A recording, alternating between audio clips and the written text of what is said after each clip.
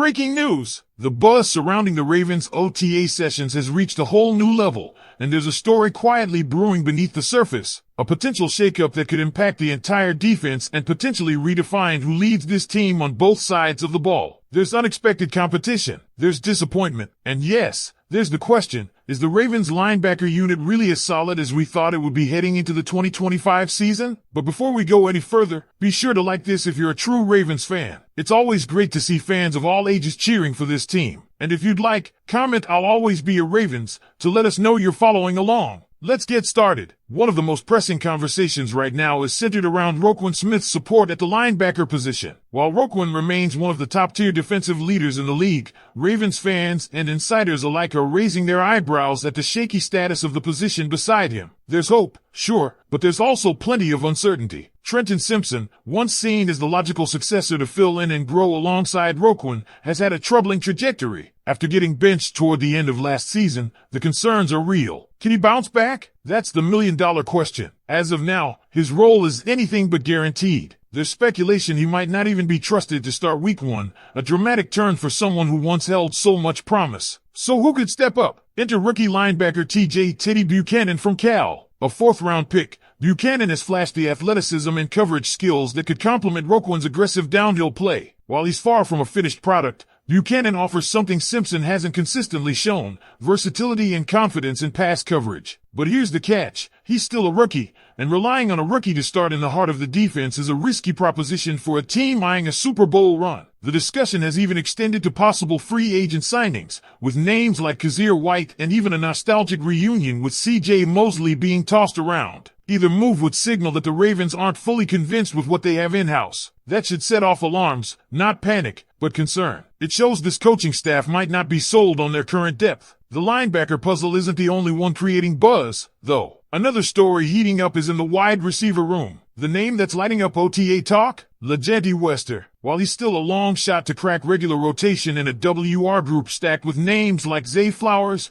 Rashad Bateman, and DeAndre Hopkins, Wester has already made waves on special teams and is turning heads in practices. Coaches are noticing. If nothing else, he's a name Ravens fans need to start paying attention to. And speaking of DeAndre Hopkins, fans are already debating his place in this offense. Will he be a top target, or is he stepping into more of a support role behind Zay Flowers and Rashad Bateman? One thing's for sure, nobody inside the building expects him to dominate the way Derrick Henry did last year. But can he still bring in 700-plus yards and be a reliable red zone option? Absolutely. And for a third option, that's a weapon most teams would kill for. The secondary also continues to draw intrigue. Rookie Nate Wiggins is in line to make serious noise, possibly even overtaking Marlon Humphrey as the team's top outside corner. That's not a knock on Humphrey, but a testament to how quickly Wiggins is developing. He's putting on muscle, adjusting to NFL speed, and looking more confident with every snap. This might be the beginning of a new CB1 era in Baltimore. Meanwhile, Kyle Hamilton remains the undisputed anchor of the Ravens secondary. His ability to do it all, from deep coverage to blitzing off the edge, makes him a nightmare for offensive coordinators. It's rare to find a player who thrives equally well in zone and man, in the box or deep. Yet here he is, arguably the best safety in the NFL,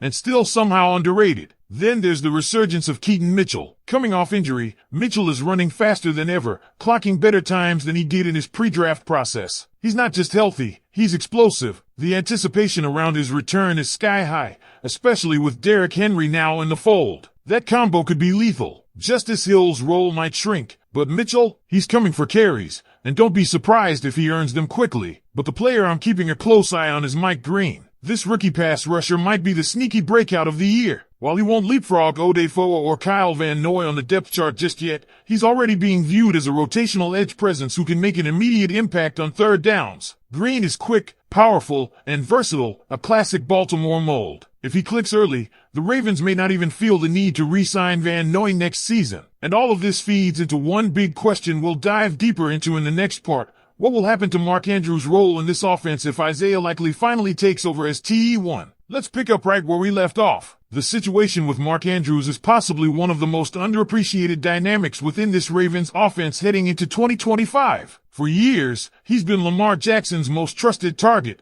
the heart of Baltimore's passing attack, and the emotional leader on offense. But things might be shifting, and fast. There's a growing sense that Isaiah Likely is no longer just a flashy backup or future potential guy. The whispers around the facility are turning into statements. This could be the year he officially takes over as the team's top tight end. The signs are already there. Likely has been more involved in red zone drills, he's getting more first-team reps, and his chemistry with Lamar Jackson, while never as strong as Andrews, has clearly taken a step forward. The buzz is about opportunity, and with the Ravens adding more weapons on the outside, spreading the ball becomes not just a luxury but a necessity. Andrews still has value, of course. He's a phenomenal route runner, an exceptional blocker when called upon, and his understanding of the Ravens' offensive scheme is elite. But his production could dip, not because he's declined physically, but because the offense is simply evolving. More sets with wide receivers, more two tight end formations, and a push to make this attack less predictable. All of it points to Likely becoming a feature piece, maybe even the piece, by season's end. Now, here's the real twist. If Andrews' targets start dropping and Likely's ascend, what does that mean long term? Is Andrews a trade candidate in the offseason? Is there a possibility we see Baltimore start grooming younger tight ends for future depth? These are the kinds of strategic conversations that the front office is absolutely having right now behind closed doors. On the other end of the field, another strategic decision looms: how the team will balance its wide receiver group. Devontae Walker is quietly building a reputation as the next breakout threat. He's got size, speed, and according to insiders, has been one of the most impressive players during OTA sessions. He had only one catch last season,